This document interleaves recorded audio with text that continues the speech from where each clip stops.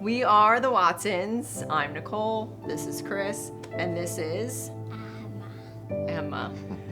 At 4 months old, Emma had her first seizure. It was my first day back from maternity leave at work.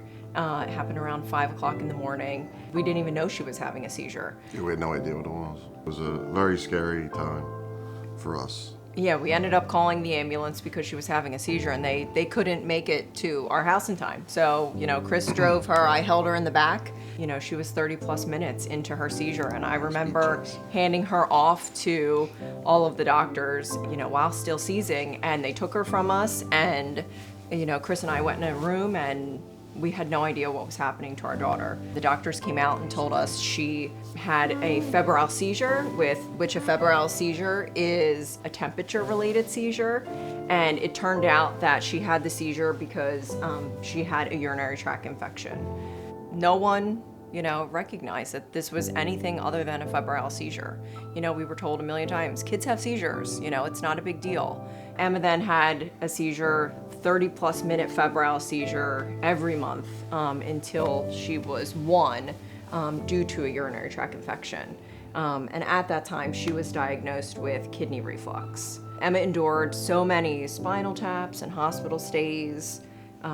She was tested for meningitis, and they also took her and did x-rays to make sure Chris and I weren't doing something to bring on the seizures.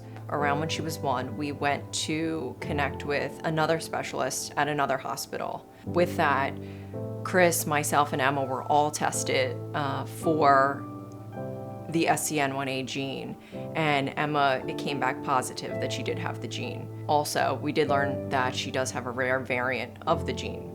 Dravet syndrome is a rare form of epilepsy that includes a constellation of symptoms that include difficult to treat seizures, as well as developmental delays and other significant impacts on patients' health. Patients with Dravet syndrome, while they're diagnosed very early in life, usually in the first year, they do grow up to be adults that still have significant medical concerns. Most adults will never live independent lives and will always need a caretaker. Emma started on her first seizure medicine right after her diagnosis. And after she started that medication, you could slowly tell that she was going backwards in everything, showing signs of Dravet syndrome, just taking over her life. She wasn't the same little girl that was making all of the strides and all of the advancements, and you could just tell she wasn't the same kid anymore. I feel like with the Dravet syndrome diagnosis, you learn to appreciate each day and take nothing for granted. We're on 24/7. She could be having the most perfect day. You're outside, or you're out to breakfast, or you're doing something, and out of nowhere she starts seizing. You end up in the back of an ambulance, and that's just your life. There's no downtime.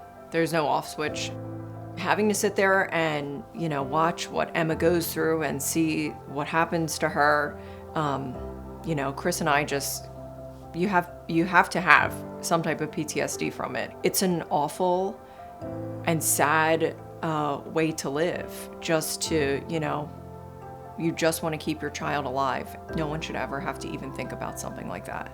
Emma actually doesn't know she's any different from anybody else. She wants to play like any other 7-year-old, but unfortunately she can't.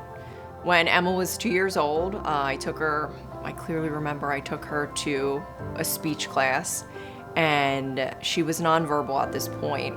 And I remember the speech teacher looking at me and telling me that your child will never talk to you. She'll never be able to have a conversation like you and I are having. And I just remember calling Chris and and just being completely devastated that we were never going to get to know our daughter. Just last year, August of 2022, I remember she got her to say her name, and I was sitting there and she said, you know, what's your name? And she said, Emma. I never thought she would ever say her name. So she's come so far. She'll now communicate with you to the point that if you really stop and listen to her, you can understand her. And if you try and say something and you're not saying what she wants you to say, she'll tell you no. And she'll talk to you until you learn it. Most recently, probably in the last couple months, Emma has finally told us that she loves us, that she's happy, and that we're best friends. While her life might look anything but normal, Emma embraces every day with love in her heart and a smile on her face. It took Chris and I many years to acknowledge that Emma actually had Dravet syndrome. For about 4 years, I think we thought that Emma was the only child out there to have Dravet syndrome. Until around 2020, I did some digging on social media, and I actually found a mom out there in California who has a 10-year-old son with Dravet syndrome, and she just happened to be a parent ambassador for the Dravet Syndrome Foundation.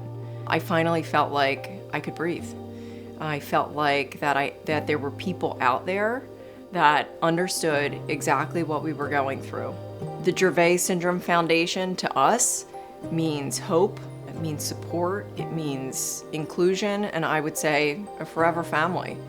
I mean, we wouldn't be where we are today in our journey without the support and guidance of the foundation.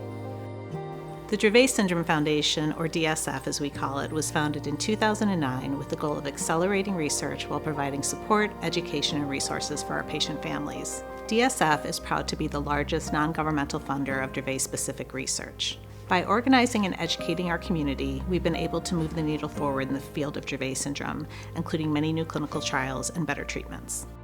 Just in December of 2022, Emma started a new medication called Fintepla.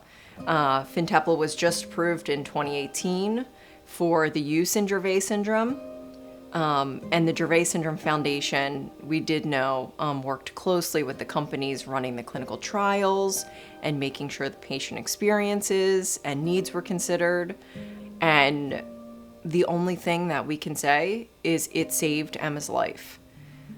She was going from having a few seizures a week that were status seizures, that rescue medicines weren't working, to starting Fintepla, and they all stopped. While we know that Emma's still gonna always have triggers with Dravet syndrome, whatever it is, we don't take for granted that this is where we're at with her right now, that she can do more, she can explore more, she can be a kid. You can just tell she's happier, and that's not something that we take for granted, and we hope that, it could be the start of her new normal. Our patients and families matter and deserve a better quality of life. Our supporters are really the driving force behind all that we do, and we appreciate you coming out tonight and helping our patient community find answers. With the help of the Dravet Syndrome Foundation, we can only hope that there'll be a medical breakthrough so that kids with Dravet syndrome can have a life one day, hopefully with no seizures.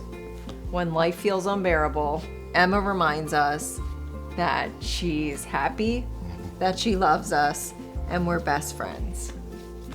Thank you for coming out tonight and supporting our family, the Dravet Syndrome Foundation, and together we will raise money to find a cure. Thanks for coming. Thank you.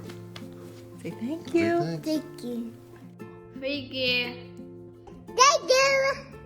Thank you.